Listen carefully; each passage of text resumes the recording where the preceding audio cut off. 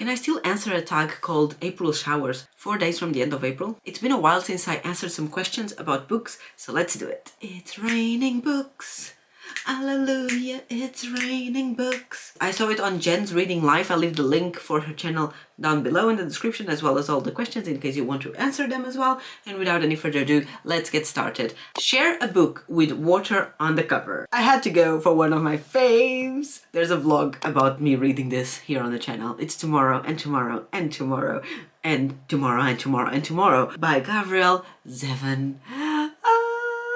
It has the Japanese wave here, so I'm gonna count that as water just because any excuse is a good excuse to plug this book to you. I read it because it was one of the most popular books online from last year, and it deserves every merit, every mention, everything. I love it. There's a new cover out, at least here in the UK. I love it even more than I love this one. If you haven't read it yet, please do so. This is about video games, and when I heard that pitch of the book, I was not interested at all because I don't really like video games except 14-year-old me who'd spend 20 hours a day playing The Sims. But besides that, I'm not a video game girly. But this book is so much more than video games. It's the story of 3 friends growing up while creating video games in the 80s, so when video games were starting to become what they are today. So even though the main premises of the book is video games, I would go as far as saying that the main premises is instead their friendship and their lives, and it spans through many years, through their teenagers years into adulthood. Read it, it's amazing. This is a 6-star book for me. What's a classic novel you would like to curl up with on the couch? Now, I don't read classic novels, never have, and I don't want to say never will, but unlikely I will. So I'm gonna scratch the thing that says a classic novel and just do this question as, what's a novel you'd like to curl up with on the sofa? And I'm gonna select for this one The Inheritance Games by Jennifer Lynn Barnes. This is actually my current read, and I'm roughly halfway through, and I'm loving it. I cannot wait to indeed curl on the sofa with this book and continue reading. This is the first book of a trilogy, and we are following this teenager girl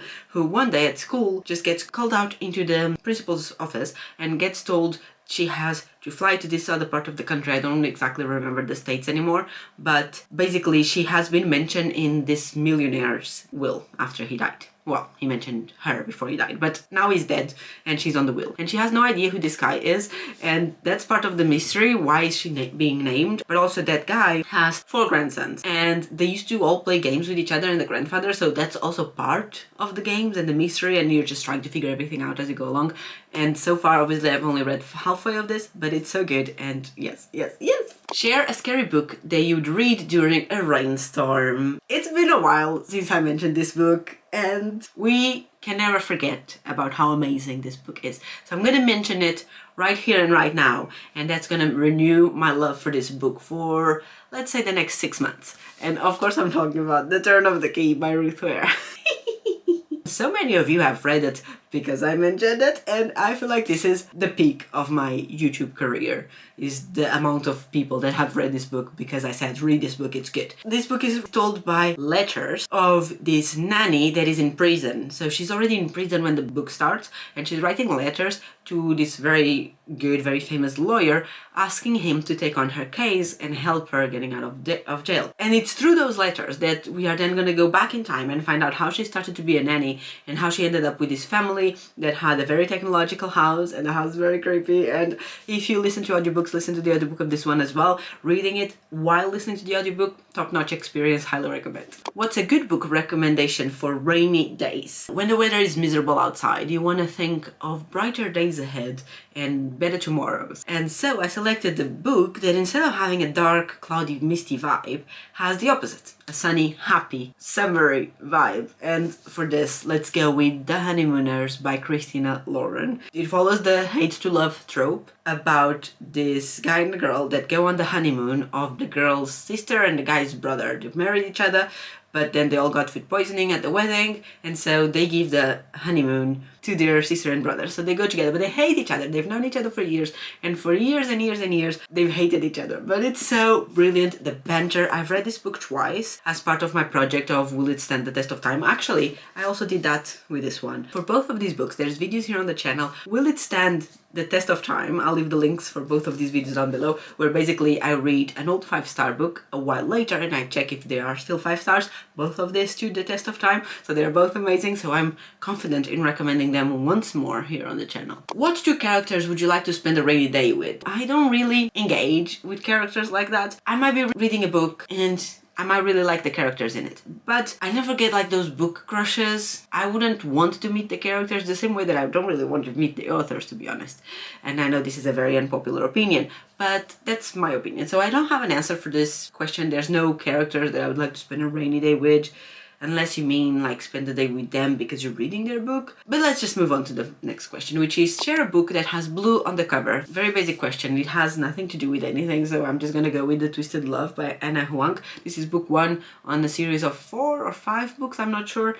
I really liked it. This was a 4-star for me, and it's the trope brother's best friend. Need I say more? But it also has some interesting revelations through especially the second half of the book that I wasn't expecting. I wasn't expecting the story to be as intense as it actually is, besides the main romance, so I was very surprised by it, and I recommend it. I want to carry on with the series, but I haven't yet, so I cannot speak about the rest of the series, but this one, solid 4 stars for me. What book has a rainy setting at some point? If you know, you know. I'm just gonna say Heartstopper, Volume 1. I lied. It's not Volume 1. It's Volume 2. These books awake the teenager girl in me. Let's move on. What book would you not mind using as an umbrella? Again, very unpopular opinion, and there's a vlog about me reading this book here on the channel. Fourth Wing by Rebecca Yarros. I know, everyone's favorite book of their entire lives, Becca, Becca, Becca, Becca. Which character would you like to share an umbrella with? Like I mentioned earlier, I like the characters, but I don't really tend to get them out of the pages into real life, but I didn't want to leave another question unanswered. So I'm gonna go with Kate Eaton again. If you know, you know, but he's the daddy in Heartless by Elsie Silver. This is book number 2 in the Chestnut Springs series. This is nanny trope and single dad trope, and the guy is good. He's a good guy. It melts my heart. Last question is share a novel with a dry beginning but an amazing ending. And I don't have this book because I read it as a library copy, but it's Wish You Were Here by Jodi Picoult. This is set during the 2020 pandemic, so very recently. It says it has a dry beginning. It's not that the beginning was that dry, it was that it was a very normal book, very interesting the whole way through, but then the ending completely blew my mind. Like, I wasn't expecting. This is not the kind of book that you expect that kind of thing from. I'm not gonna say much more because I don't want to spoil it for you. I had heard some people say that this book was amazing, but for some reason I never really wanted to read it because, I don't know, I was being very skeptical about it. But then I read it. And do I regret it? Absolutely not. Do I think you should read it? Yes, I do. I know that back when the book was first published, there was a lot of people that tried reading it and they couldn't because it was very triggering for them, as it's about what it's about. So obviously it depends on what happened to you during the year 2020-21. I was really surprised. I'm not gonna lie, I was really surprised. I wasn't expecting it. So amazing ending, yes, for sure. It ended up being a solid, strong 4 stars for me. Not quite a 5 stars, but then it's been all these months and I still think about it and I remember the story vividly with quite a lot of details, which is not very common for me. I'm wondering if this would not be actually a 5-star book. I'm gonna leave it as a 4. But please know that I considered giving it a 5 stars, and that should be reason enough for you to want to give it a try. Alright, that's it from me today. Thanks so much for watching this video. YouTube thinks you are going to also enjoy watching this one here, so click and watch it, and I'll see you very soon here on the channel for another video. Bye!